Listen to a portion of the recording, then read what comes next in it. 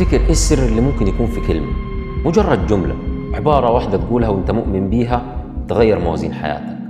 جملة فيها قدرة عجيبة سبحان الله على نجاتك أو هلاكك، لمجرد بس إنك تقولها وانت مؤمن بيها تفتح لك أبواب السعادة وتنجيك من أهوال كنت ممكن توقع فيها. إيه هي الكلمة دي؟ وإيه قوتها؟ وإيه اللي ممكن تعمله؟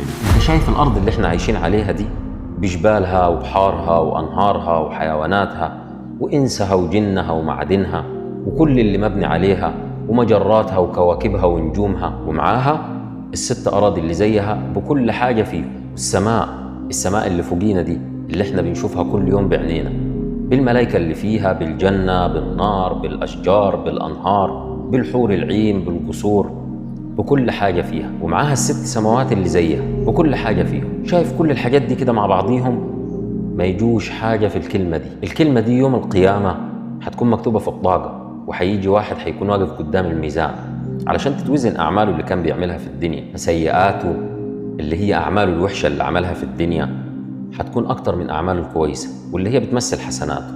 فلما تتحط أعماله دي على الميزان الكفة اللي فيها السيئات هتطب، فكده هو خلاص هيخش النار لأن سيئاته أكتر.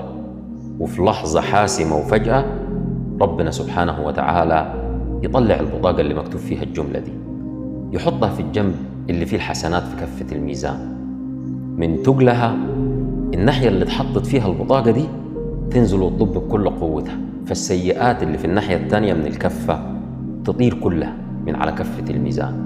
متخيل الكلمة دي قوتها وعظمتها قد ايه؟ سيدنا موسى قال ربنا سبحانه وتقدس: يا رب علمني شيئا أذكرك به وأدعوك به.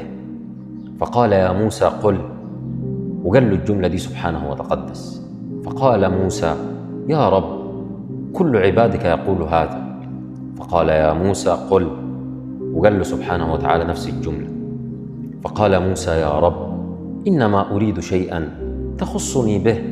فقال يا موسى: لو كان السماوات السبع وعامرهن غيري والأراضين السبع في كفة، ونفس الجملة دي في كفة مالت بهن. الجملة دي لو قلتها ورددتها في اليوم 100 مرة الشيطان ما يقدرش يقرب منك، تكون في حماية منه طول اليوم بسبب انك قلت الجملة دي. الجملة دي مش هيتفتح لك باب الجنة إلا بيها، لأنها مفتاح الجنة. عارف الجملة العظيمة دي اللي فيها كل الخير ده؟ هي لا إله إلا الله.